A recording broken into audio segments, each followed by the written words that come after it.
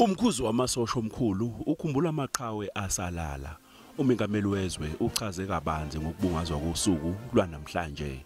We remember the servicemen of the South African Native Labour Corps who perished during the sinking of the SS Mendy in the English Channel on the 21st of February in 1917.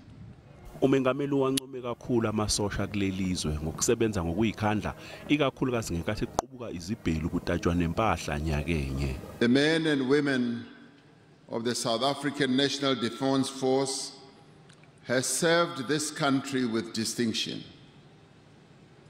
It is now 2 years since the start of the COVID-19 pandemic.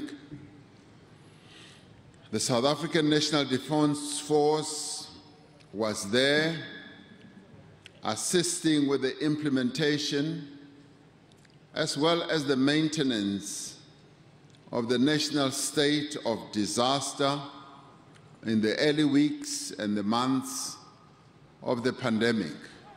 Uhulumeni uyazazi inkinga ebhekene nombutho wezokuvikela futhi uyazilungisa. We are looking within these constraints at ways to better resource our defense force with the tools they need to fulfill their mandate. Usuku lwanamhlanje nqubuzana nomgido wokukhumbula usuku lokuzika komkhumbi eSesmende wazika engxenyeni olwandle iAtlantic Ocean iEnglish Channel kwashona abantu abangamakhulu ayisithupha amashumi amane nesithupha iningi lawo okwabe kungamasosha kuleli ampisholo ngonyaka u1917.